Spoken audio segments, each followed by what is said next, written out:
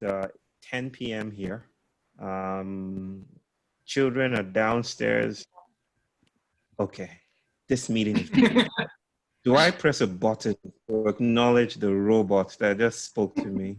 Or do I? Okay, yeah, continue. Okay. So my name is Bayo Akomolafe. I'm from Nigeria, and I live in India now. My wife is Afro-Indian, and our children are something between I don't know, Afro-Indians meeting Africans. How do I introduce myself? I make awesome ghee dosas, and I love rice, white rice to be specific. But when I'm not cooking rice or making ghee dosas, I'm thinking about very esoteric concepts like fugitivity and perhaps more commonplace ideas like climate justice, or even more provocative images like a trickster traveling with the slaves across the Atlantic, you know, from Africa to the so-called New World. I feel very invited to explore these ideas today and with you. So that's how I want to introduce myself. Do I dive in, Matt and Naomi? Do you want me to go in, or you want to say a few words and then perhaps just to help orientate people, we can just say that we'll start off with a conversation with some introduction from Bayo. Okay. We'll say some words and then we'll have a bit of a conversation. Okay. And then we'll take a break, and then we'll open that up to see if anybody would like to ask some questions and have a more open conversation. All right. So I'll just tell a story just to get things started as a libation of words, if you will. But I come from the Yoruba people, and the Yoruba people are very festive and they are very call and responsive, if you will. I'm not very used to speaking to an audience that isn't participating in the moment. So I'm going to tell you to transgress Naomi and Matt's regime of dictatorship and tell you to unmute your mics and let's greet each other, okay? Let's greet each other. So I'm going to ask you to greet everyone else here in whatever language appeals to you or that you're using at the moment. Just say hi. It's going to be messy and awkward, but that's the idea. Okay, can we do that? Hello. Hello. Hello. Hi everyone. Hi. How are you? Hi everyone. Yay. Excellent. I feel better. And I'm sure you do too. Thank you for showing up, and thank you for inviting me, guys. Let me start with a story, and the story comes from my culture. Well, not exactly. It comes from a very trans-border, trans-nation state, trans-cultural African reckoning or mythos. When I was growing up in Nigeria, I used to watch my dad, and I've shared this many times, but I don't mind sharing it here. I used to watch my dad pour wine to the ground with his friends, with elders, with uncles. It's called a libation. Does anyone know what a libation is? Do you guys do it wherever you are? You know what a libation is? No? Okay. You probably are. Oh, Martin knows what it is. Cora knows what it is. You probably are thinking that's a perfectly terrible waste of wine. But it was always in a party-like circumstance. They would just pour to the ground. Like, they didn't say anything grandiose or epic, like to the gods, or, you know, it wasn't that way. But they would offer a prayer, and they would sometimes bring the gods in, and they will honor their ancestors, something like that. I saw professors, you know, superiors, people do that, and I always wondered where it came from. I ran into this story about how it came about. And this story is from ancient Kemet. Kemet is the old name for Egypt, for those wondering where that nation state is. prior to nation states and the global order that we inhabit today, there were such things as kingdoms, empires, and stuff, as you know. And so Kemet was the old name for the territory now occupied by the nation state of Egypt. And in Kemet, they had this story of Ra, the god Ra. And Ra was a drunken old man who would drink wine to stupor and just, I don't know, laze about in the market square.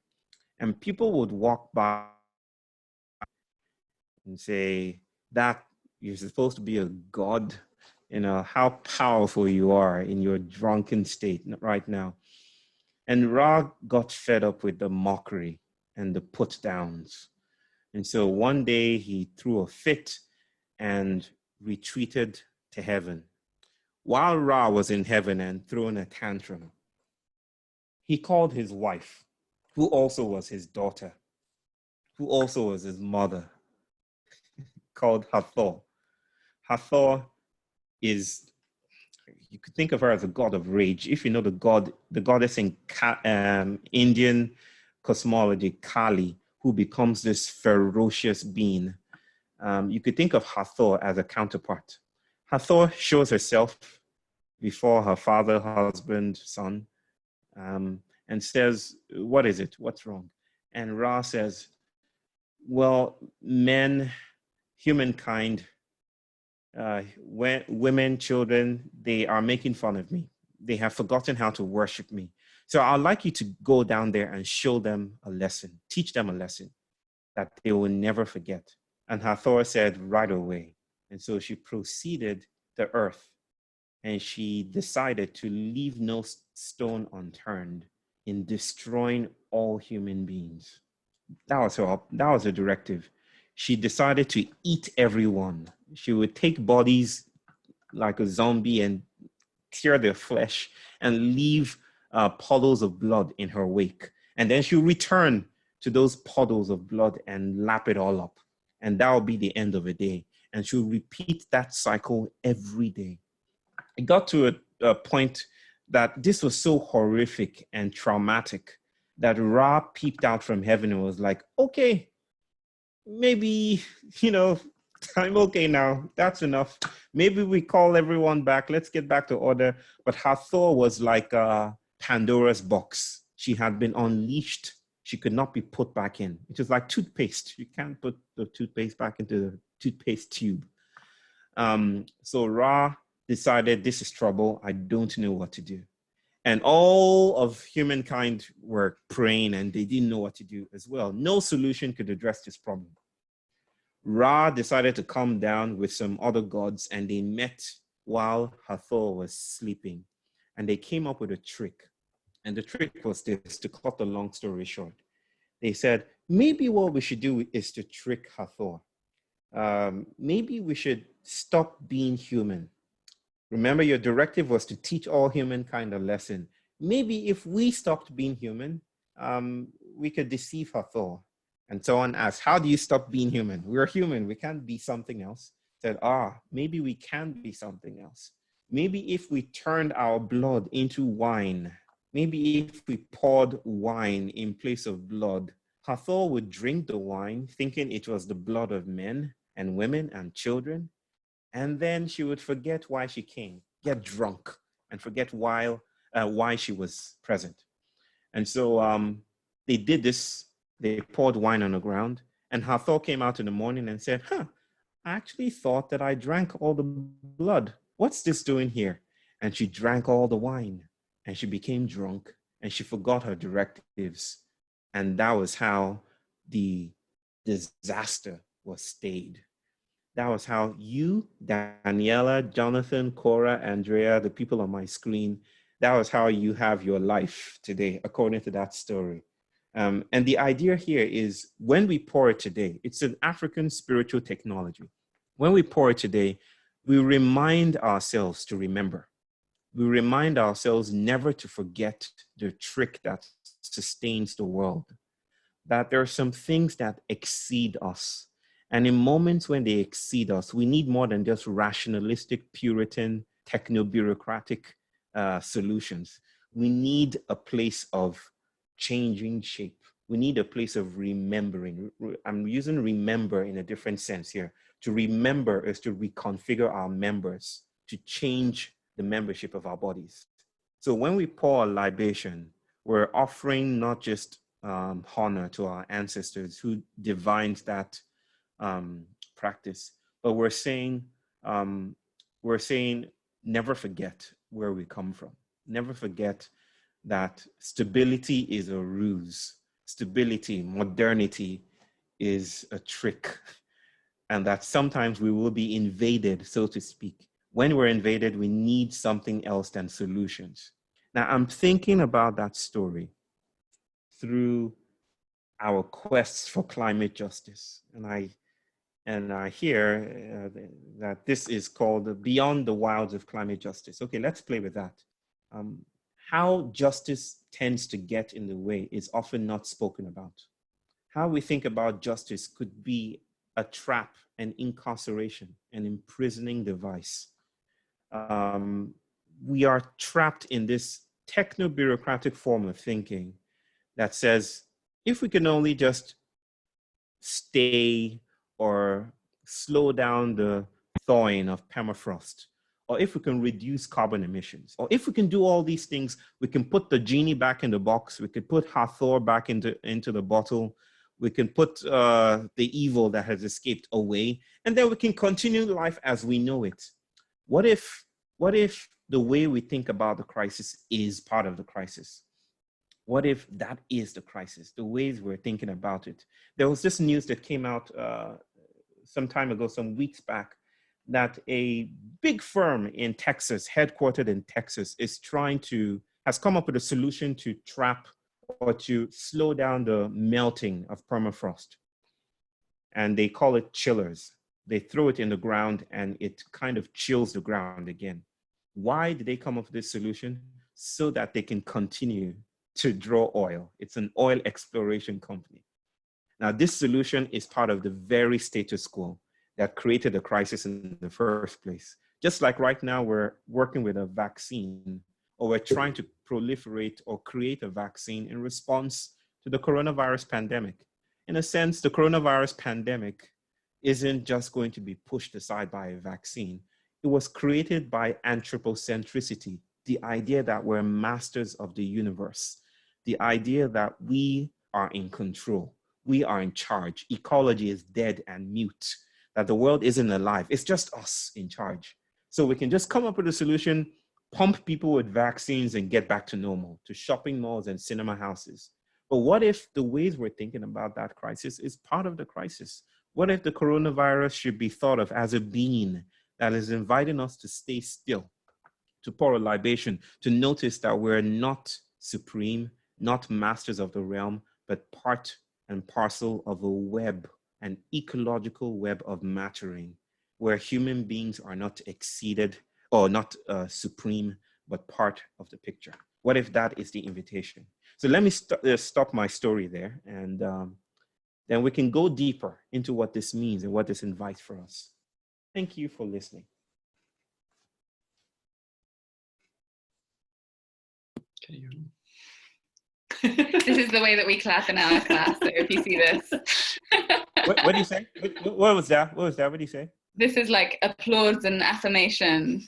Oh, okay. Okay. Oh, I know it. I know it. I see it everywhere. I do it too. Like, I'm not sure why. Thank you for this story. I think it's going to sit with me for a while before I really understand what it's got to teach me. But I can pick up on this last point, perhaps, about the ecological web that we are entangled with. Yeah. And in terms of justice or climate justice, do you think that, let me think how I want to phrase this.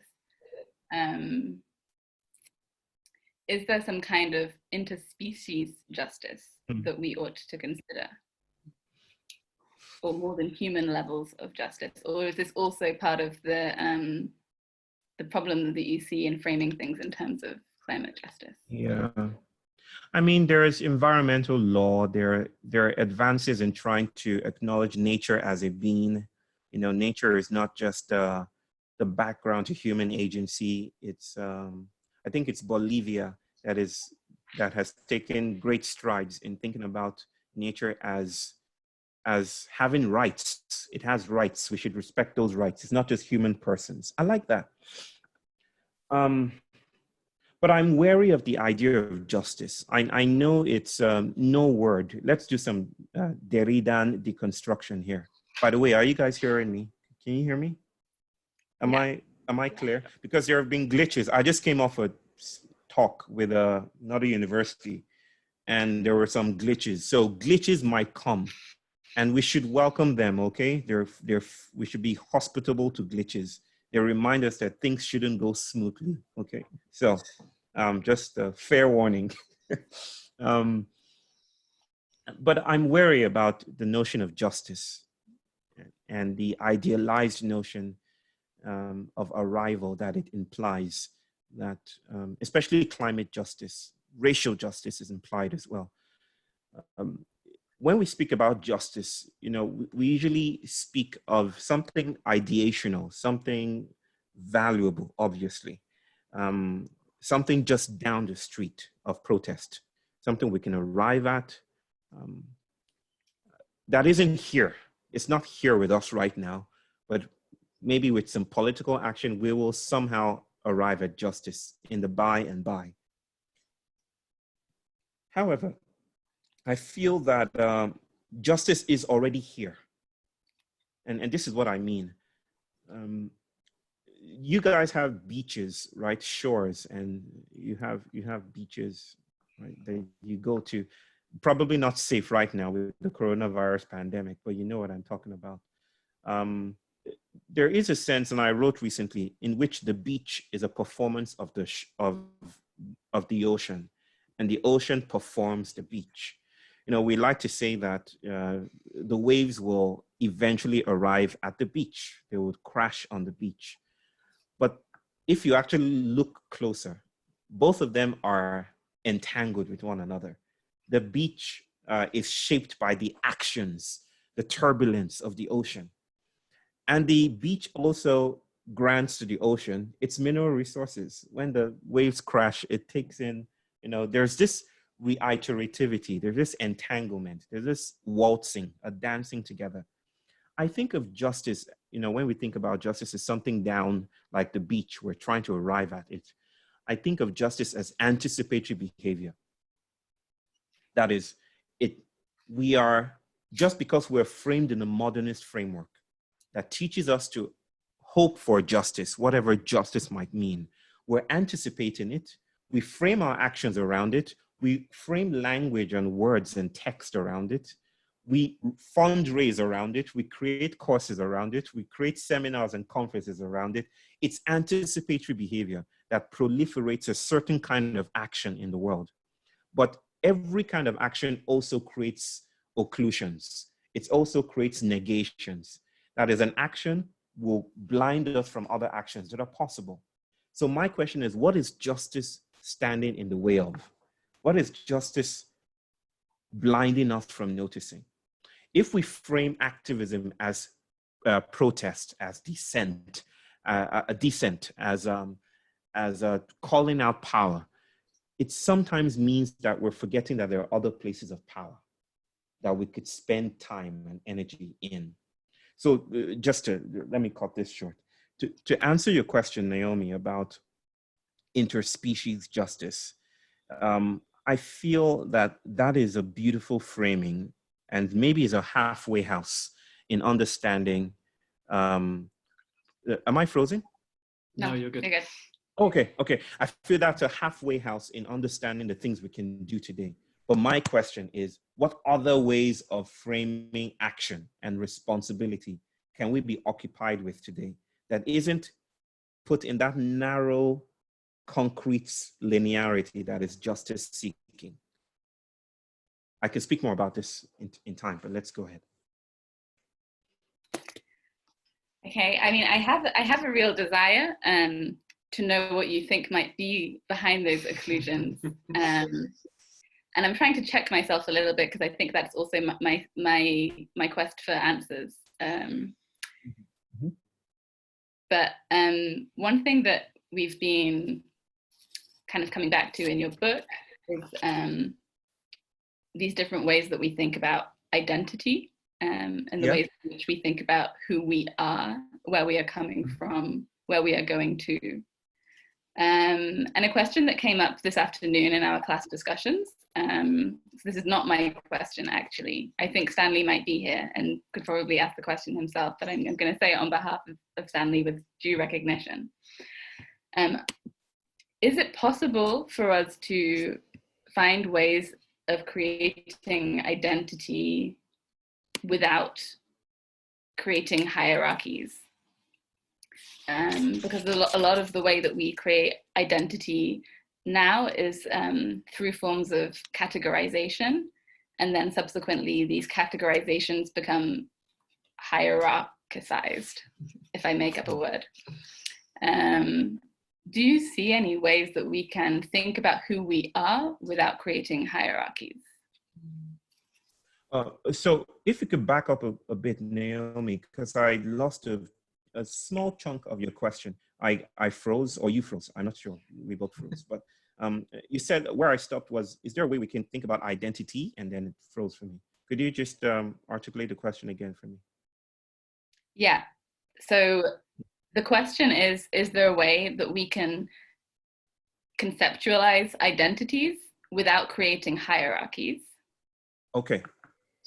And the way that I unpacked that was that often the way that we think about identity now is in terms of categorizing people in terms of Black or white or male or female, and then we create hierarchies around those categories.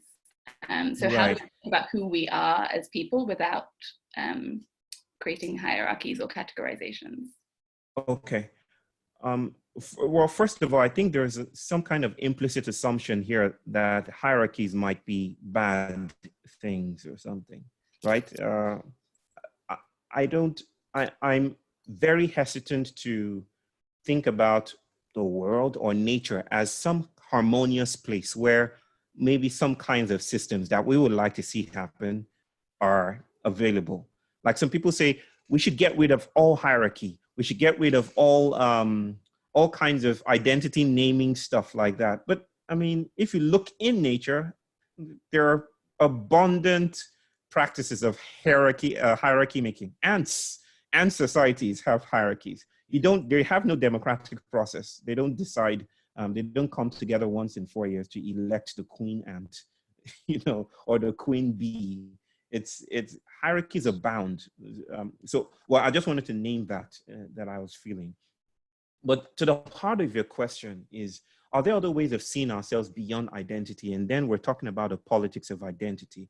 And I don't want to go into the academic origins of the notion of identity and how it became a banner by which minoritarian bodies, Black and brown communities, gathered together, coagulated, came together to name their grievances, to say, this is where power is running short. And we call you out. You're breaching your trust, our trust. You're breaching the agreements we have. You're coming into our communities. You're pumping gas into our communities. Identity became the banner with which we did that, right? But identity can often become its own incarceration. If we stay within that box, right? If we stay there and we understand ourselves as separate individuals, separable from everything else, then we're stuck. So your question, can we think the world without centralizing identity? Yes, I think so. And I know you may not like answers at the moment, but I think it's a very strong yes from me, because there are epistemologies and stories and narratives that speak about how we flow into each other, how we are transracial, how we are transcorporeal. I should explain what I mean by transracial at another time. I don't mean that you've been hearing stories about people pretending to be Black, for instance. That's not what I mean. I mean it in the sense of the French philosopher Deleuze, who speaks about us, humans, anything, as being molecular. We're constantly exchanging boundaries. We're constantly losing edges. For instance, if I ask Naomi, who is Naomi? From a modernist perspective, you could talk about your experiences. You could talk about who you are in terms of your named identities, your pronouns, your stuff like that. But there is a sense in which you're losing all of that in the midst of speaking about it. Biologically speaking, we're losing millions of cells every day, right? So where does Naomi stop and where does the environment begin, right? We're constantly, for those who might want to research her, Stacey Aliman calls transcorporeality. That is, there's trafficking between bodies. We use bodies to live. Naomi, Matt, you use bodies to live. It's not just your body. You're not cells incarcerated in fleshly suits. Your ecologies learning to understand yourselves in the ways that you do, right? So it's not a matter of, identity is always local, but virtual at the same time. Local in terms of what is available right now might be named identity, but there's also a virtual aspect of identity that suggests that we're losing ourselves in the very midst of speaking about ourselves. Even when we're not speaking about it, we're flowing away. We're losing ourselves. We're losing boundaries. So yes, my sister, it depends on the epistemology that is at work. If you stay within an epistemology of modernity, which has fixed bodies in grids, you know, you're white and black, never the twain shall meet, then you run into trouble. But if you have a fugitive epistemology, if you have the Yoruba indigenous cosmology, it will tell you that we're constantly becoming each other, even in ways our politics may not recognize. Has anyone here taken an DNA ancestry test? No one here? No. Wow. Okay. I haven't, so I shouldn't say wow. but if you look into that technology, as devious as it might be, because it's a capitalist project, and I don't mean to pathologize or demonize it, but if you look into that project, what it's revealing is really shocking. You know, a white guy comes out and says, I hate black people. He takes a DNA ancestry test and finds out he's 60% black or something like that. Or someone is black and finds out that I'm actually part this and that, and I'm diffracted all over the place. So feminist new materialisms, that is just one aspect of what I might talk about, is finding how self-defeating it might be to situate ourselves within a modernist, positivistic, humanist, anthropocentric framework. We need other ways of telling our stories. We need other ways of thinking about how we matter. And this is why I would say, yes, there are ways of thinking about identity that isn't trapped in modernist frameworks.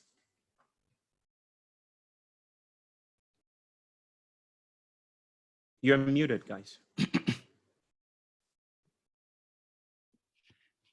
I bounce to one more different idea, Bayo, if that's okay, and then kind of open the floor to see what comes back from some of what you've put out? And that would be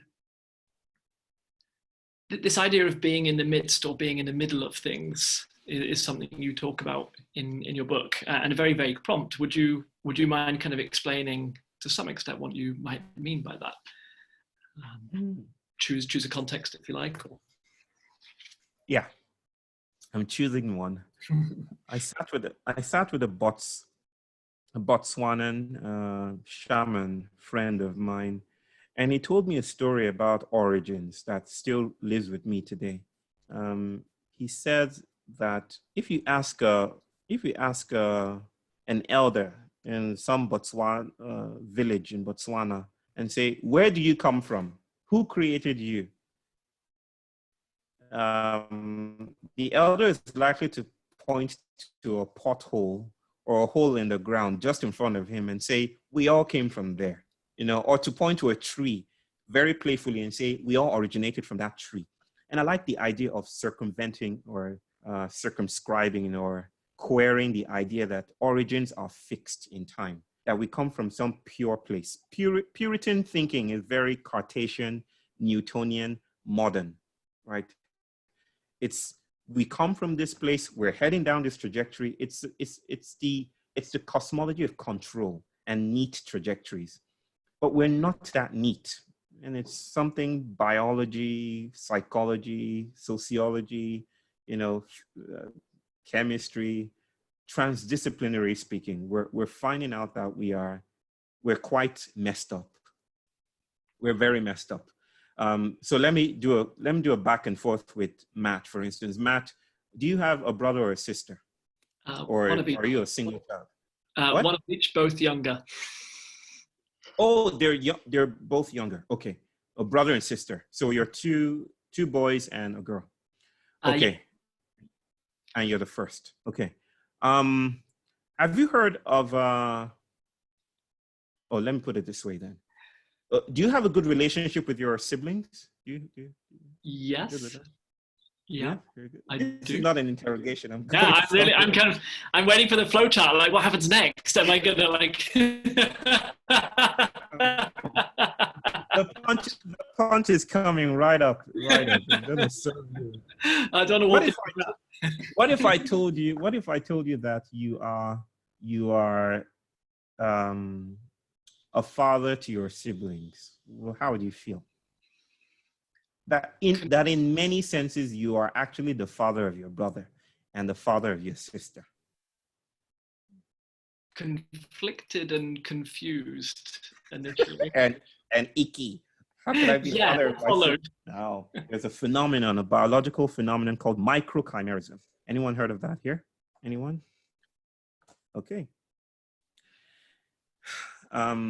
Previously, before this phenomenon was understood or began to be understood, there was this understanding that cells, when a child is in a mother's womb, cells propagate from the mother's placenta, from the mother's body to the child, to the emerging child, to the fetus.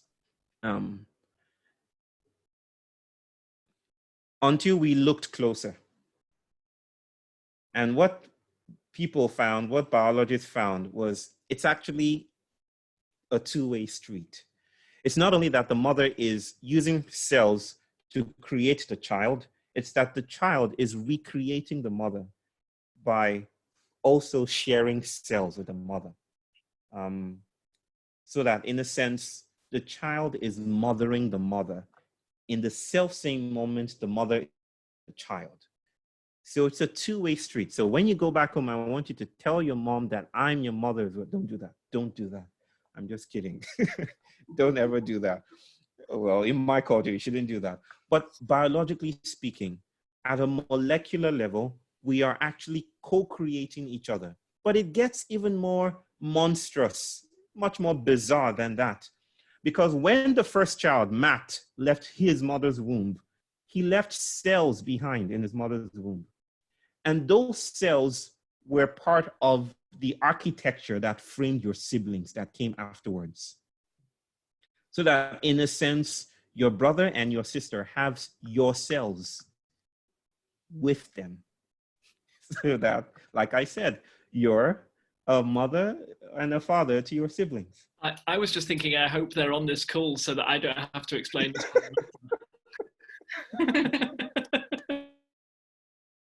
Microchimerism. Chimerism is from the word chimera or monstrous. That is to think of ourselves as intelligible, coherent beings occludes the tentacularities, the monstrosities that we are, that we actually are not neatly framed at all. We're very messy. So even in the evolutionary tree, the Darwinian model is very arborescent. Arborescent is, like a tree, shaped like a tree. There's a articulable origin point that branches out into systems of sophistication. And that has been upturned. Now we're not thinking in terms of rhizomes. You know what a rhizome is, right? You know what a rhizome is, right? It's like a root system. There's no starting point of a rhizome. You guys have trains, right? In Sweden, obviously, you have trains in Sweden. I've never been to Sweden. I hope I visit. My wife has been there.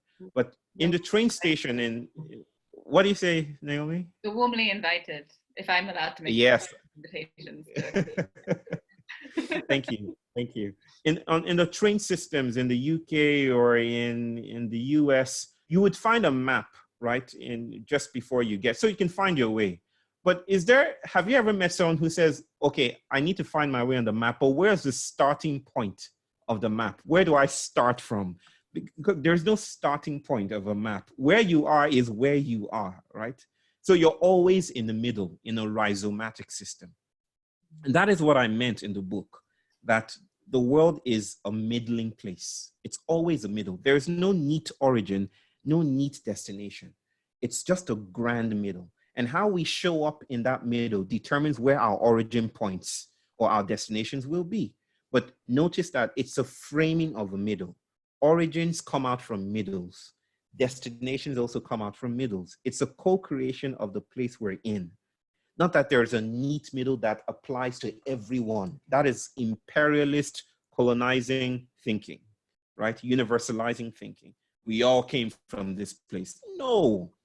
Where we come from is still being made.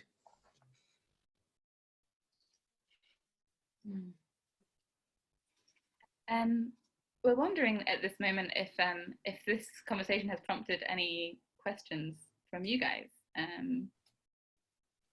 So if anybody has a question they would like to ask, then you could raise your hand.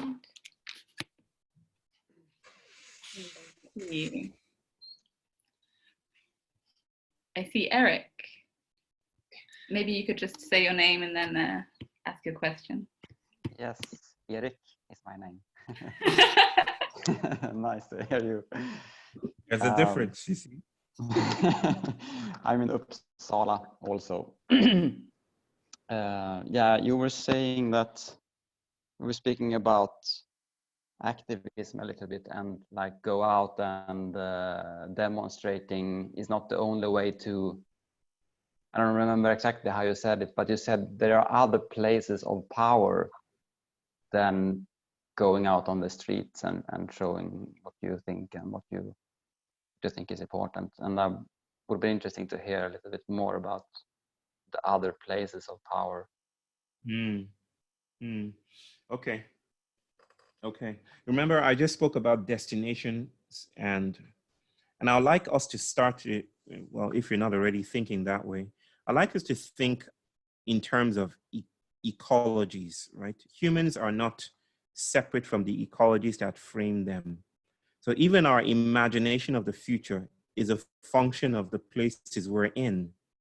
So that in a very, very profound sense, I think, imagination is not human. Imagination is more than human.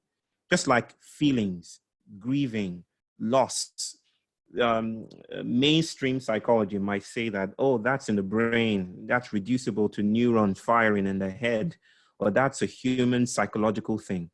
But archetypal psychology, among many other indigenous philosophies, have been saying, wait, the human is part of the world. So those feelings we experience, the sense of self, is a co-creation of place. Grief is not private, it's a public thing. Feelings are ecological, not just ensconced, incarcerated in the self. Having had that in mind, when I speak about other places of power, other wises, elsewheres, what I'm referring to are, what I'm pointing to or critiquing or noticing is that how we think about the future being already a part of the status quo. And I think I should use an example to illustrate that. Let me use an example to make that real for everyone. Everyone here has watched Black Panther, right? No? No? Okay. All right, I'm seeing just a couple of people. Not many Marvel Cinematic Universe fans here. But Black Panther, has this, presents Africa, a part of Africa, Wakanda, the fictional nation of Wakanda, as this untouched pure uncolonized nation. The only nation I think that has that status in Africa today is Ethiopia, that was not colonized. And I suppose no nation that was never colonized. So they developed in technology. They have skyscrapers, they have flying spaceships, and all of that. I've always wondered, I've always found it funny how people think and look like this, that this is how it'll look like. It'll look like Sweden, or it'll look like the US or New York, but just with some African motif here and there, and some African script here and there, but it looks like modernity as we know it today. And I find that, just interesting. I don't find it bad or anything. I find it interesting that even our imaginations are material. We don't know how to think beyond, how motivational speakers will say, think outside the box, as if that were just something we could just do to flick. Imagination is material, it's co-creational, it is fracted, it is not solitary or human. And I know I'm taking a wide berth here, Eric, but the invitation here then is, if we are trapped in imagination paradigms that forces us to think about power as scarce, power as just the property of a few people in power, politicians, billionaires like Jeff Bezos or Bill Gates, if we're part of this framework that imagines power that way, are there other imaginations? Are there other ways of power? Maybe we're talking with a tree, maybe in doing ancestral work, maybe in surrounding or co-creating or performing a politics that does not cater to the status quo. I visited a favela in Brazil at the beginning of this year, just before the pandemic broke out. And people there, well, not everyone, but a small group there is learning to treat waste as food. That might sound alarming, but this is what I mean here. When you peel an orange, the first thing you do is to throw away the peel. You throw it away. It's not useful, especially to us who are modern citizens who can just walk down the street, go to the grocery store or go to the shopping mall and get everything we need.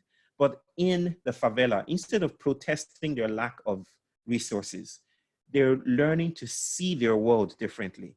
And so I was part of a people there who were learning to use orange peels to make new meals, or orange peels or lemon skin to make detergent and soap. And it was just fascinating what people are doing with those things that we learn to throw away. It's a different politics altogether. It's very fugitive. It doesn't depend on the plantation. It doesn't depend on a budget here or the nation state's resources here. And I'm not saying it's entirely disconnected, but at least it's a way of thinking about power that is not catering to the mainstream. So here's what I like to say, that there are many streams instead of just the mainstream. And my work, I feel, among a constellation of other thinkers, is to open up those places or to invite people into those places. And I'm seeing the work being done today. So I don't know if that answers your question, brother, but there's a lot to be said about that. It's just like, when it comes to like power to be able to make change, bigger change, I mean, it's harder to see how grieving or like speaking to a tree is like as effective as going out on the street. Let me speak to that for a moment. What do you want to do with getting on the street? Now, I'm not trying to dismiss going out on the street, but when you go out on the street, what do? You protest, right? You call out the powers that be, right? You say, attend to us, put down your systems, stop proliferating toxic waste in our estuaries, and let's make climate change climate justice happen. But how come, Eric, in many decades of calling out power, nothing has shifted? You must have read the news in is it Aichi? The biodiversity goals that were supposed to have been met by 2020. The UN just declared that the nation states of the world failed. We all failed. We didn't meet it. And do you know since when we've been talking about climate urgency? Since before the 1970s. 1970 was when we first created Earth Day. We've been talking about we need to do something now, and yet we're still stuck in the same place. So it's that toxic cyclicity that is inviting some of us to say, maybe power doesn't lie here. Maybe we need to reorient ourselves with the world. And it might sound gooey, it might sound trivial, it might sound childish to think about ancestral work. Like, what does that do? That doesn't change anything. But what are you actually hoping to change? And what if the things you're hoping to change and the way you're thinking about change is part of the system? What if the system is coddling your imagination to think of change only in certain ways? You know, I mean, the French Revolution was about people storming the Bastille and removing all the powers. That was change, right? And yet that change led to Napoleon Bonaparte, right? It only reinforced the same dynamics that they were trying to escape. So when we get into toxic cycles, we need to start asking new questions. It may not be there for you. You may still think all we need to do is just keep powering our way forward. But for some of us, and I'm not dismissing that, but for some of us, there is no way forward. There is only awkward. There is only a way awkward, not forward.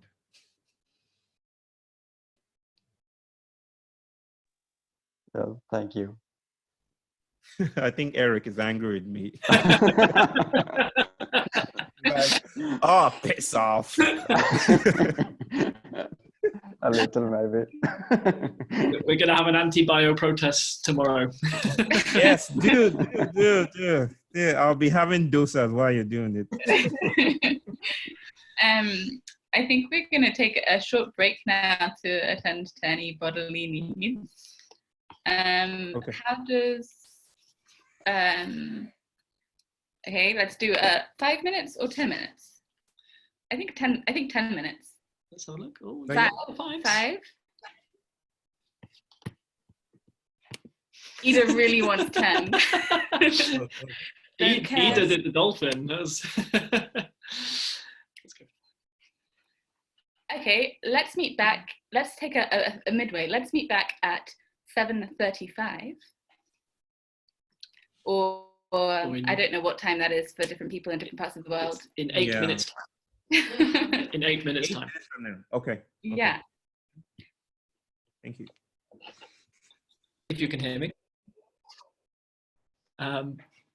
If people are back, hello. We're just going to check something with Bayo. Bayo, I was actually wondering if one nice way of kind of collecting questions and thoughts for everyone would be to actually open a Google Doc and maybe allow people to put some thoughts and questions in for maybe 5 minutes. We'd actually have 5 minutes of kind of reflection time. Okay. I'm doing that in a spirit of trying to get different voices who might not normally talk, who maybe feel less confident raising a hand in this format. And then you'd be happy to scan through that and maybe you could speak to a couple of those questions or thoughts. That's fine. We can do that. Yeah? Okay. Yeah. Okay, awesome. I'll introduce that in just a second. Thanks. Okay.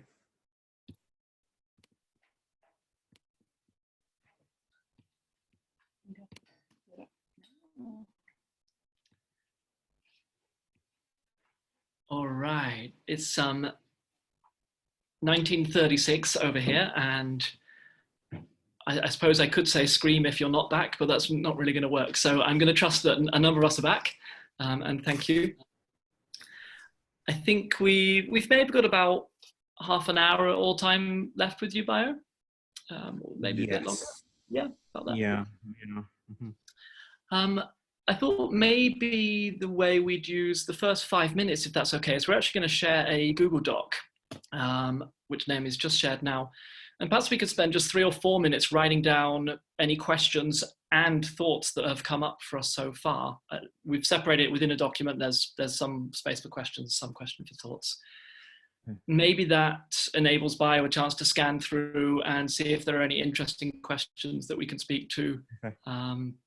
Such that voices who might not feel confident raising their voices otherwise, we can have a look at some of those. And just to say, this document already has a few questions in it that arose from our conversations this afternoon about Okay. the book we were reading. Yeah, we could start there. Yeah. Okay.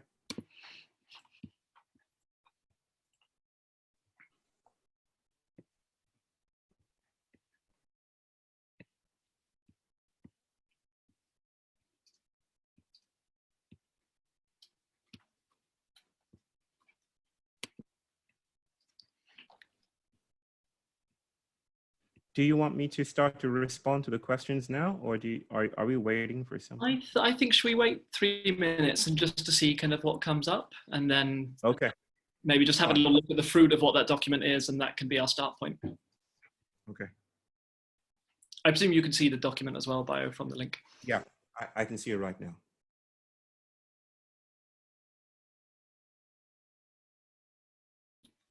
I was just really inspired by the failing spectacularly, so I thought we'd introduce an idea to try and give myself a chance for that.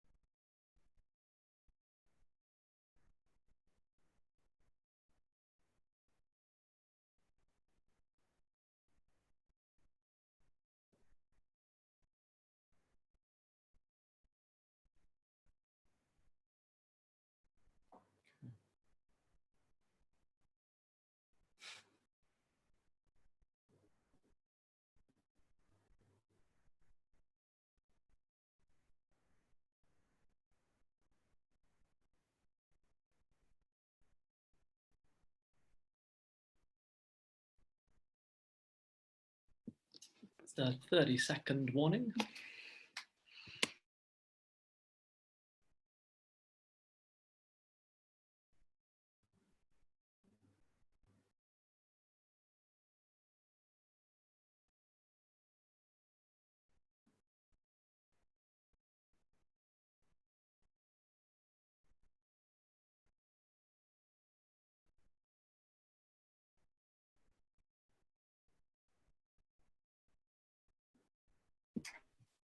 Okay, so we have lots of questions now. Thank you so much. Hopefully, now that we've allowed for some time for this, we can all turn our ears back to listening a little bit.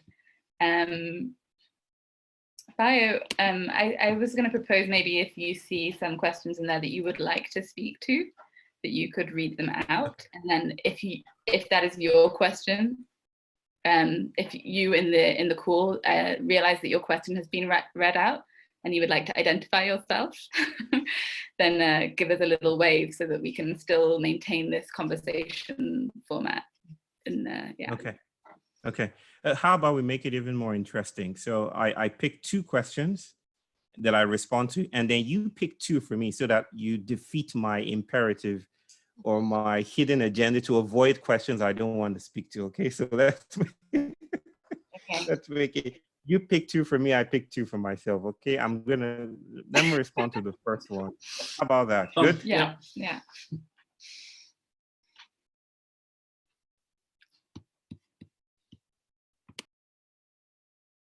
Picking the first 2. I think he's choosing.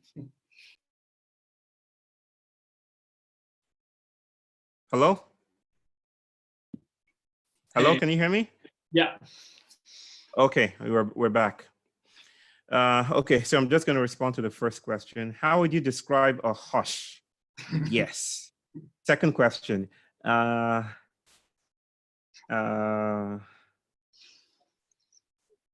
do I want to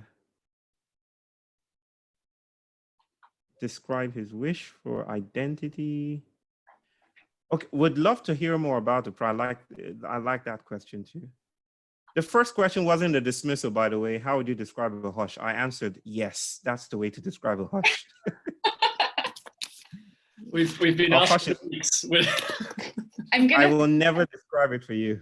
I'm gonna send you a list, Bayo, of we asked it as a question, so everybody in the class has given their description of what they think a hush is, and I'm gonna send that to you. Yes, you're gonna read yes, there it is. I would like to read it. Send it to me. Send it to me. I love it. So yes, that's the way I would describe a hush. Would love to hear more about the process, how he wrote the book. What was the writing reflection process for you? I don't usually think in terms of reflection. I think in terms of another optical phenomenon called diffraction. That it's by interruptions that things emerge.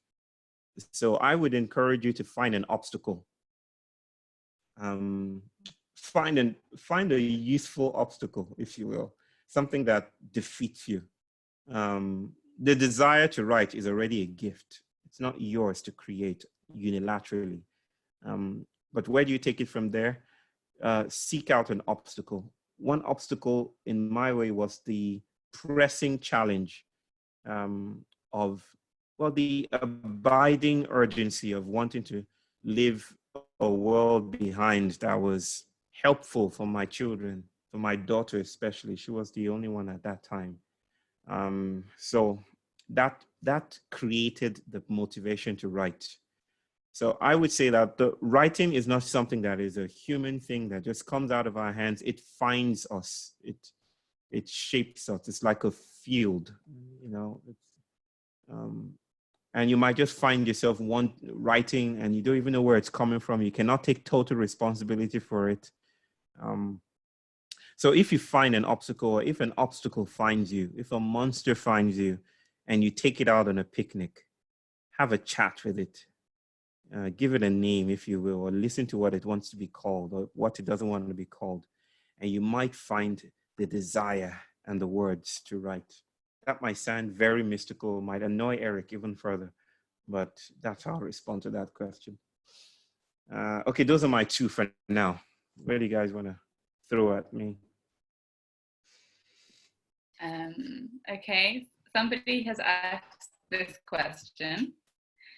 Is spirituality the remedy to our anthropocentric tendencies of dominating the world around us? Do we as humankind need to be subject to some higher power in order to be kept in check, so to speak? I don't know whose question that is. If you would like to identify yourself, feel free. Hey, Cora. I knew it was Cora's. I knew it. It's psychic. I'm psychic. There is no such thing as spirituality. One must learn to speak about the specificities of spiritualities. So there's a spirituality that is very Trumpian, that I'm sure many of you here would not agree to. The spirituality of the ego, the spirituality that worships the self. That's not something that many of you here or all of us here might subscribe to. But there are other spiritualities. So I'm trying to deconstruct, a spirituality as if it were a single monolithic entity. We can only speak about our relationship with place, with ancestry, with myth, with story, and what is emergent. So I would speak about the specific spiritualities and what they do. I'm a recovering Christian. And I say recovering because I was raised in a Christianized, hyper-Christianized world. That spirituality taught me to relate to the world in terms of a master-slave dynamic. In the Bible, it's human beings that are given the mantle of being the lords of the earth. The earth doesn't have a say, right? Adam is created first, and then the animals afterwards. Woman is taken from the side, of Adam.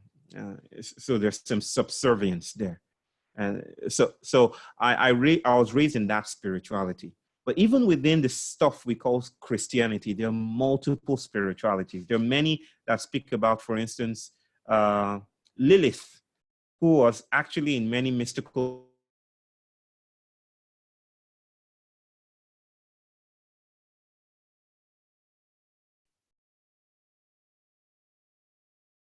I have a freeze. I think the glitches are after us. What did you say? Where did the glitch cut me off? Tell me again. Lilith, Lilith. it responded Okay, to Lilith. Yeah, I was just saying about Lilith, that I was saying that within Christianity, there are multiple Christianities. Within English, there are multiple Englishes, right? Within that spirituality, there are other mystical traditions.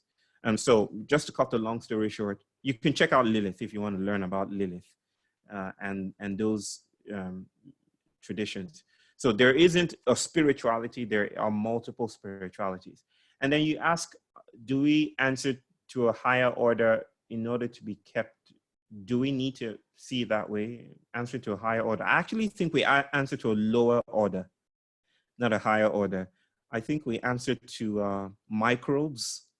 I think we answer to archetypes. I think we're indebted to bacteria and viruses.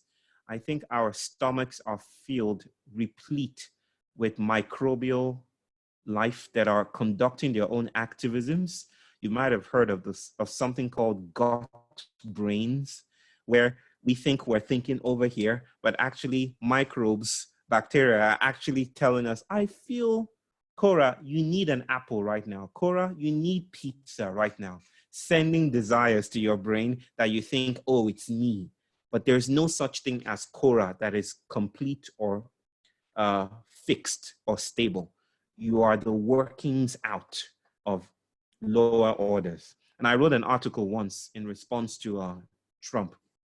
He called my country, Nigeria, a shithole. You might have heard of that moment. He said, Nigerians, shitholes, shithole country. And Nigerians were angry and they were like, how dare you? We have roads, we have this. And I said, you guys are taking the wrong approach. What's wrong with shit, for crying out loud? We all do it. And if you come to India, shit is actually divine and sacred. You open a new house, you smear the wall with shit. The person that is problematic here is Trump, who doesn't own his shit. So I wrote an article called what did I call it again? Something about the surprising nobility of shit. And I said, we all answer to shit. We all answer to the lower power of shit. And the future isn't green, it's actually brown. Shitty. So that's how that's what I'll say to that. Okay, it's my turn to pick a question, right?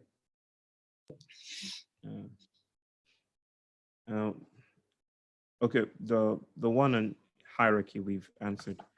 On the topic of climate change, how can we combine acceptance of our contributions while knowing that large-scale climate action is far from enough? I think the ways that the metaphysics of climate action today puts a lot of pressure and burden on the individual, which is a very, very problematic construction in the first place.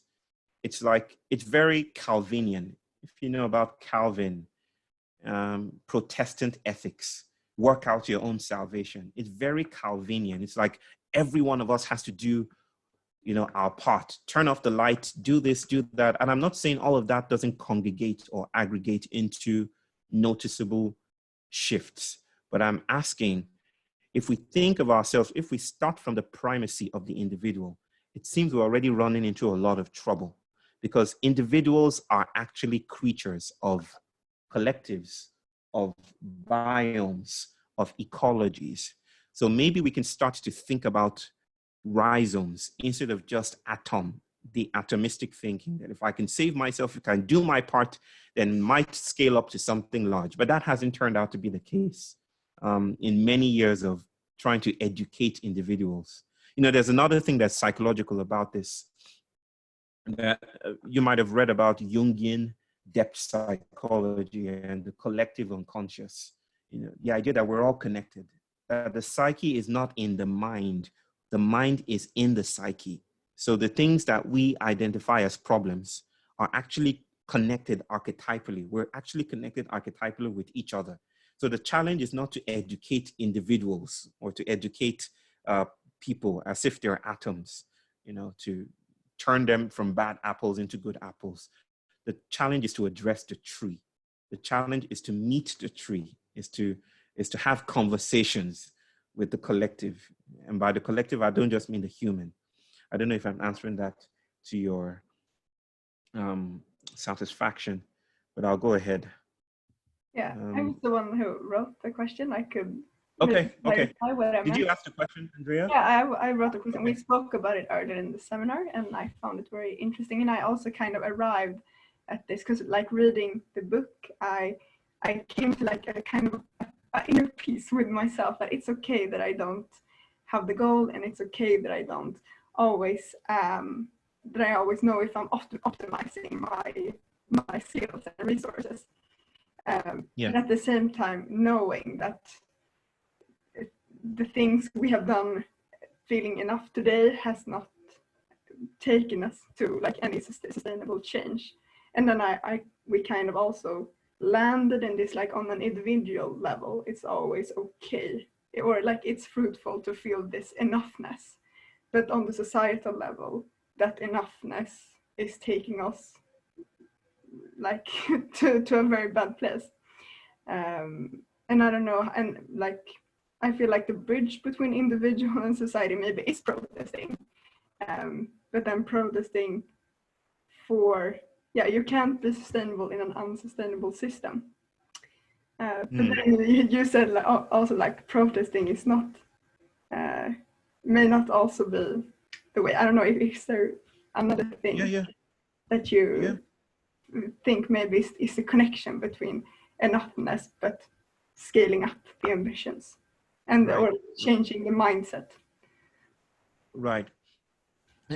And you know, it's the war against the self. Modernity enacts this war against the self. It's like, it's very it's navel gazing. It's very self-inflecting. We think of ourselves as self-evident in the first place. We think of ourselves as rational beings, as free-willed individuals, and we can just decide on what political action to take, what steps to take, what kinds of change we want.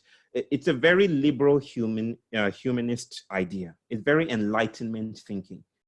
Andrea, do your part, you do your part, you do your part, feel good about yourselves, you do this, you do that. But there is a sense that is lost in that, in which we're all sharing bodies, we're sharing ideas, we're transacting ideas, often in the name of innovation. You know, hiding behind that glittery mirage of innovation are old bodies, ancient gestures that we repeat without knowing that we're doing that. So we need more than a rationalistic approach to address these ideas or these crises. And then lastly, I would say, if you want to be a good dictator, like if you want to control people, this is for anyone who has that ambition. You want to rule over people. I would advise you start up a department in your state that acknowledges protest, that invites people to protest, that actually encourages and says, do you feel anger with the system? Then you can register your anger here. You can get angry and we will listen, because people want to feel a sense of autonomy. And you would actually find, I don't know that there's data to support this, but many organizations that have lasted long are those that actually encouraged disagreement. But even in encouraging disagreement, they got stronger, because encouraging disagreement is not just enough, you know. So if you want to be a dictator, encourage disagreement, and you will find that your system might last, unfortunately. And so the next one that I would take is, we thought in our group a lot about belonging to places, beings you love. How did you manage to be apart from your family? And why did you decide to go travel away from what traditionally would be the place where one belongs with one's family? Is this person speaking about my family of orientation or my family of procreation? My present family or the family I come from in Nigeria? I don't understand the question fully. It was our group that was trying to formulate this question with some trouble, as you hear, but I guess like they co-created family. Okay. Yeah. Okay, so the family that my wife, my kids. So I think you're asking, how do I manage to be apart from them? And why do I decide to travel? Well, I'm not sure how to answer that, except to say that being away from my family is always difficult. And I'm actually glad that the coronavirus pandemic, if one can be glad about such a huge thing, I'm glad it grounded me at home. I'm glad I'm at home, because my life was so, I mean, these past few years, I've been traveling so often that I would travel across the Atlantic, go to the United States, from there to Paris, go back to the United States and fly back to India, only to leave for Brazil in the next 2 days, so that at the airport, they noticed, the airport knew me. That was the extent of my travel. But now I'm learning to, thanks to the teaching of the pandemic, I'm learning to be at home and to be in place. So yeah, it's never been easy to do that. I feel called to teach, and sometimes teaching takes you a distance away from those you love. It's never easy. Yeah, I think that's it. Okay, question for me, guys? Do you have time for one or two more questions, Bayo? Yeah. Let's do it. I would also like to surrender some of my power to direct the conversation. If somebody else would like to choose a question from the list. Of course.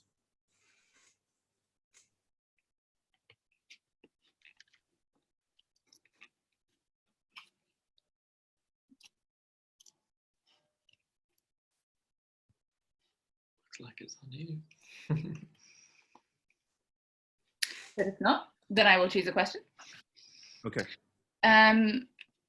Is it ethical to have kids? The climate is getting warmer, and we will probably traumatize our kids in one way or another. What ethics are you talking about? Which one? Tell me. Ethics is not a predetermined, pre-relational system of instructions or moral codes that is imposed on the world. I don't think about the world in those ways. I'm a relational thinker, processual thinker. So ethics emerges in the ways we live our lives.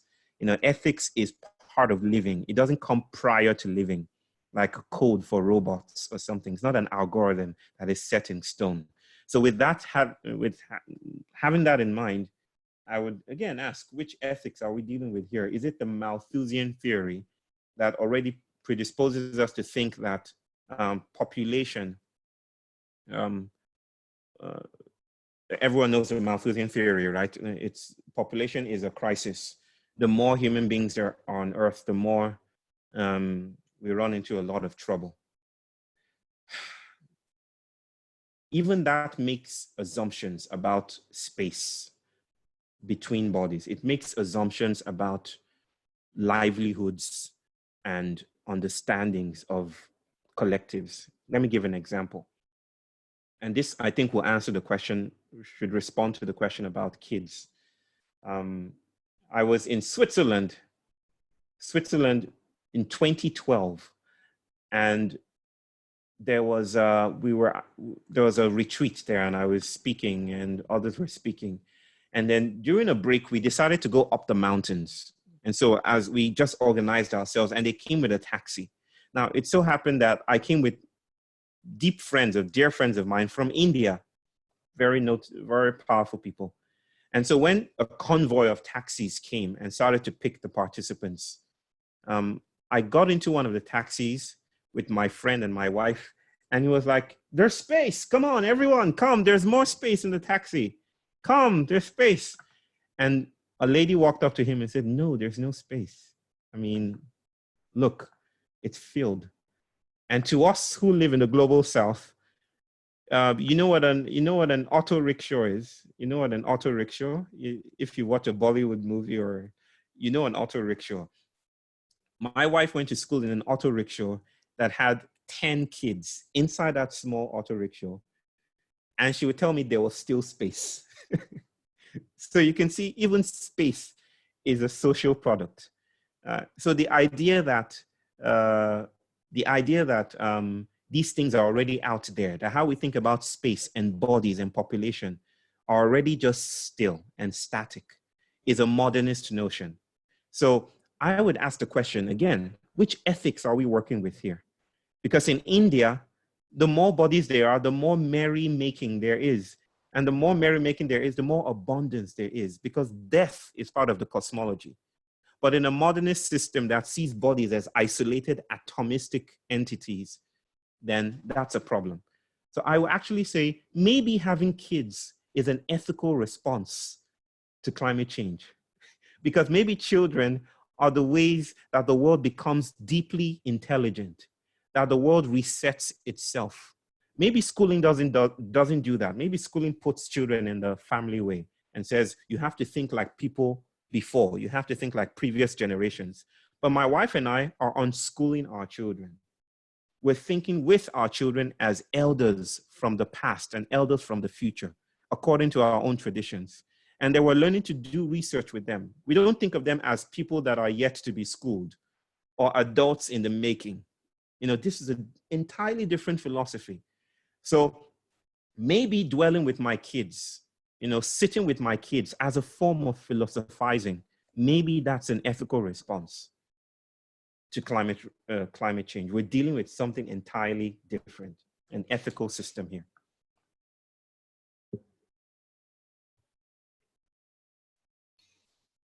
Thank you. Were you going to choose one, Matt, or was somebody else going to choose one? I feel like.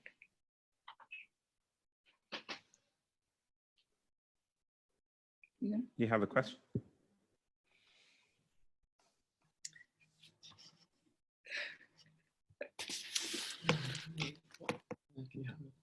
Yeah, I can read it. Yeah. Matt's chosen it, but I'm going to read it. Okay. Oh, sorry, I can't see you, but somebody else? Okay, I'm just going to go ahead now. The colonial system from its inception has been focused on identity. So it's following on from our conversation earlier about identity in the context of white supremacy. And there is now calls to bring forward the injustices faced by BIPOC communities.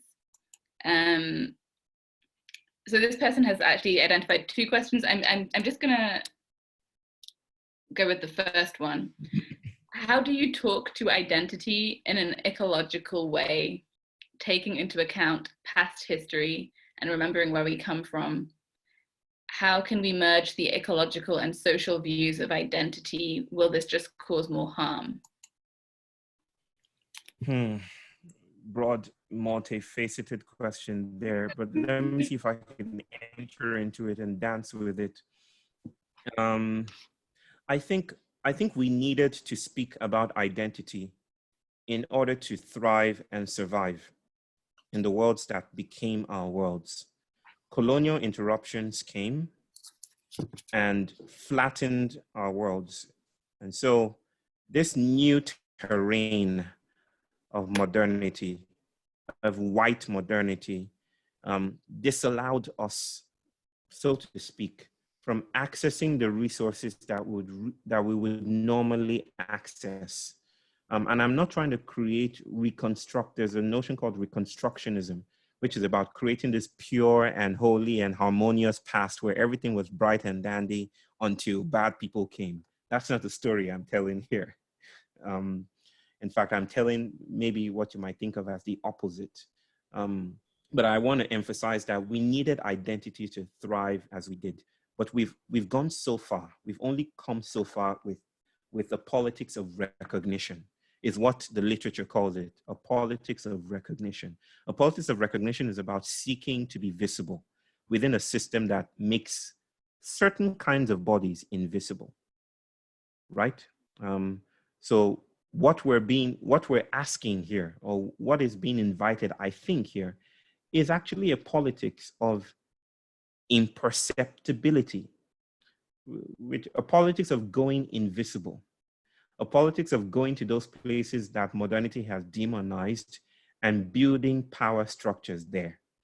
In the old antebellum South, in the United States of America, fugitives escaped plantations, ran away, and built their own systems. It was a system of marronage. I don't know if you've read or heard about it. Marronage that is a way of disentangling yourself from oppression. They escaped and they built quilombolas, for instance, in Brazil. They built different societies. One of them grew to be 50,000 people in a society. This is a system that lived contemporaneously with white supremacy. So I'm borrowing from that aesthetic today and saying, can we, instead of catering to the systems that are already living, which promise us justice, but don't seem to have the capacity to actually interrogate what justice means? I don't know if you guys heard, this lady that was shot in the United States called Briona Taylor. Briona Taylor is at her home. Midnight, cops come in and they're shooting all over the place and they kill Briona Taylor. Recently, I think 2 days ago or just yesterday, the justice system in America, I think in Kentucky where this happened, made their pronouncements, and what they said was that, yeah, they just gave, it was like a slap on the wrist. They did not even acknowledge Briona Taylor. Now, in a system that cannot provide justice because it's the condition for oppression in the first place, what do we do with that? What do we do with that? And this is not a new question. This has been performed historically. We can learn from the fugitivity of slaves that decided to embark on a politics of refusal.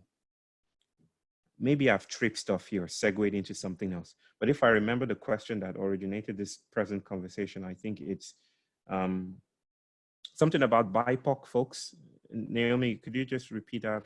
Something about BIPOC folks and repeating harm or something like Yeah, it was quite a lot of questions in one, so I think that's where the confusion comes from. But merging ecological and social views of identity, or would this just cause more harm? Yeah, I think, well, if I understand you correctly, let me take a stab at that. I think an ecological notion of identity is actually emancipatory.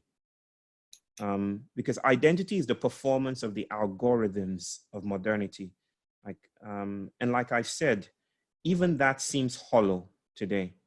It seems like we spill beyond the boxes that we've been framed by. That's an ecological notion, not an ego-logical notion. It's an ecological notion of identity. It means we cannot speak about the human without speaking about land. We cannot speak about land without speaking about the human. We are intertwined with each other. And there are many sciences, there are many philosophies exploring this today, disciplines exploring this today. What indigenous people have been exploring for a long time. We are the world that we're trying to fix, which is problematic. So if we think about identity in terms of the world, then that might open up all the other spaces of power that I've been speaking about. You know, it might invite other ways of acting. You know, coalition building today within a modernist framework is who's in power that I can speak to. Maybe I should reach out to Prince Wales to appeal to him. Or maybe I can speak to Jeff Bezos, he can fund us, or something like that. Or maybe if I could get on CNN, I can gain visibility. Or maybe if I could make a Facebook post, I can gain more likes. You know, it's about getting visibility, coming out there, speaking truth to power. But I hear the voices of people like Fred Moten, who wrote the book On the Commons. He says one does not speak truth to power.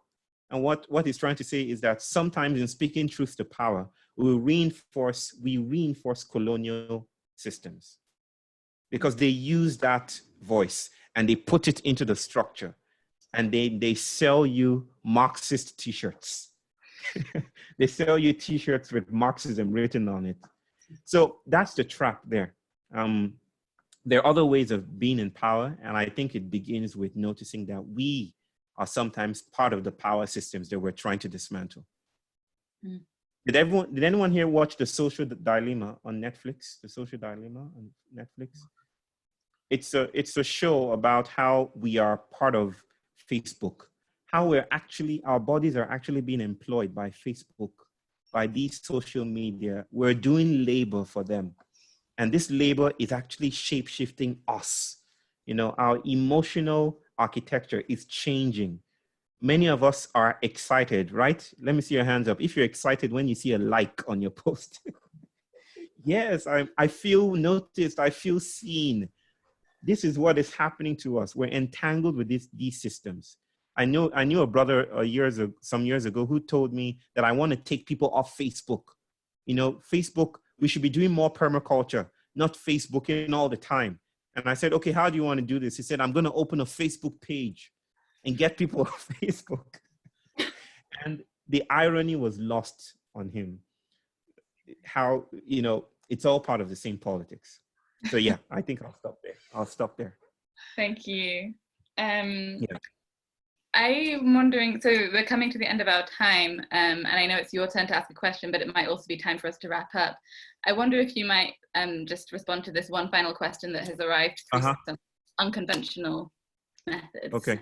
Is that okay? Yes, it's okay. I just posted in the chat. It's reading the book and listening to your travel stories, it feels like there is a very typical gender role distribution in your relationship or your family. Yes. How do you feel about this in relation to, for example, the gender pay gap or the feminist approaches that you write about? Interesting question. How do you feel about this in relation to gender pay gap? Feminist approaches. Feminism has moved beyond thinking about the disciplines and the cutting edge, I dare say, the cutting edge conversations happening right now are about feminism as more than just critique. Feminism as a melting of dualism, as post-dualism. But let me hold that aside for now. And respond to the pay gap thing. That's what's resonating with me now. Do I feel that women ought to earn as much as men? I think women probably ought to earn more than men. You know, that's my own personal feeling about it. And I wouldn't even term it as feminism, but let's go ahead here. When my daughter asks me and says, who works harder, you know, between you and mom? And she doesn't ask it that way, but it comes out. The question is discernible.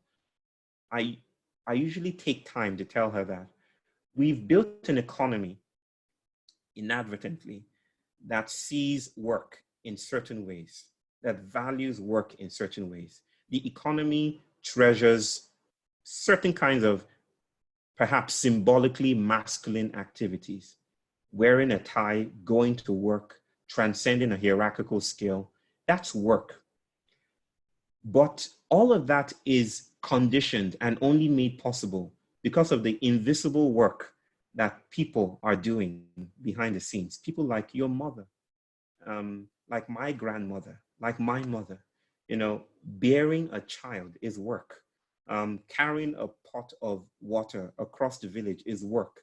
Tending to a home is work. But we don't know how to value that within a systems of ones and zeros, right? So the conversation today is we need a sense of equality within a system. We need a sense of equality. I feel that I would rather that equality itself is a red herring. Can you guys still hear me? Can everyone still hear me? Okay. That equality itself is a red herring, that it gets in the way of a different kind of power. Because equality is also a creature of modernity. And let me break this down. In sociology, there's a phenomenon called the glass ceiling effect. You might have heard of it. The glass ceiling effect is the understanding that women will need to do even more work to be noticed, to climb a scale in an organization, for instance, than men would. How many how many women have been presidents of in Sweden, or is it prime minister? Is it as many as men, or is it less than men? It would be less than, right? There are some zeros coming up. Zeros. Okay, I don't know. In America, of course, in the United States of America, in my country, Nigeria, it's 0 as well. So when Hillary Clinton was running for president, I wrote an article about the trap of equality. That having, and this is about representational dynamics, having a woman at the seat of the White House might put a salve or a balm of healing to those who have been denied a sense of power. But it also does another thing. It does not allow us to speak about the violence of that power in the first place. Like where I live, and people, for instance, in the Middle East, don't care if the person that is sending a drone and a bomb to their country is a woman or a man. So the issue here is the organization, is the architecture that frames power in terms of hierarchical social mobility. I want to call out that power that sees power in that way. In my country, menstruation is cosmic power. There is a group of women, and they're usually older women. They're called Awon Iyawa in Yoruba. It means our mothers. They're the most powerful, occultic, grounded, ecological group in Yoruba mythology. They're the ones that actually have the power to shape the universe. If you guys are thinking about Avengers, right? They're the Avengers of the Yoruba cosmology. They're the ones that hold power. When menstruation happens, when bleeding happens, they're connecting with rivers, they're connecting with openings in the earth, they're connecting with openings in the cosmos. Now, all of that might sound nonsensical to everyone who is not part of that culture, but that's what colonization does. It reduces our perceptual frames and says, here's a prison, fight within this prison for who's equal. Fight within this milieu, within this incarceration box, fight for who would have the larger piece of chicken. But I'm saying, why do we need to stay within this box when they're chickens? Forgive me if you're a vegetarian. I'm very non-vegetarian. If they're chickens beyond the box, if there's abundance and gift beyond these boxes. So I'm saying if we think only within the modernist framework, yes, I want recognition. I want to be seen. I want those of us who are fighting to be noticed. But there is a Chinese curse, an apocryphal Chinese curse. It goes like this. It says, may you be noticed in times of crisis. And that's a curse. And the reason why they call that a curse is that being noticed comes with traps. It comes with trouble. If you frame your emancipation within the coloniality or the oppression that you were brought up in, then you risk repeating that oppression. So that's our response to gender pay gap. It's a very nuanced and textured conversation that leads me to ask, what are the other ways we can recognize bodies that does not feed on the violence and the dissociation and the metabolic rift that was enacted by modernity in the first place, right?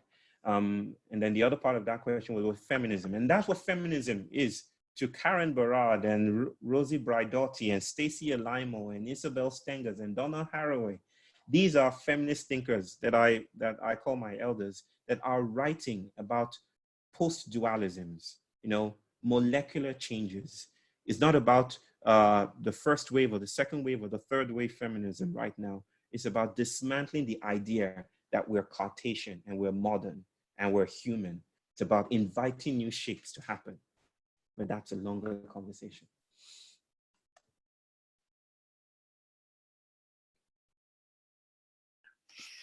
Okay, thank you so much.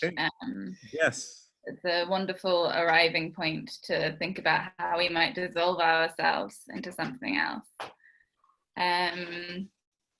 Lots of shaking and clapping. Sister, it's not us to dissolve ourselves. We're not going to do it. We're doing it with the world. Okay, just wanted to mention that We're not going to, there's no workshop, no philosophy, no ideology that we can just switch on and say, now let's dissolve ourselves. No, it's not us. It's not left to us. And that's the first trick of noticing that the world is larger than us and our own agenda and imperatives. It's a paradigm of humility and falling down to earth and working with what we have. Sorry, just wanted to. Thank you. Yeah, yeah. Always happy to be corrected. No, not correction, just sharing. Is there any closing remarks that you would like to leave us with? Oh yes, I would like to visit Eric in his home, and we'll go out for burgers if you do that kind of thing, or a steak. And then I would say to Eric and to my brothers and sisters in Sweden, I would say the times are urgent, let us slow down, which is diffracted from Yoruba teachings that I have been part of. The times are urgent, let us slow down. Speeding up will only take us deeper into what we're trying to escape from. So let us slow down. And that is, let us broaden our awareness, let us broaden the room and notice that there are other things we can do that is beautiful at this time. Yeah. Thank you. Thank you, Bayo. Thank you so much. Thank you. Thank you, everyone. Maybe we can turn our mics off and in the same way say farewell and give thanks as we did at the beginning. Thank you. Thank you, Bayo. Thank you. Thank you. Bye.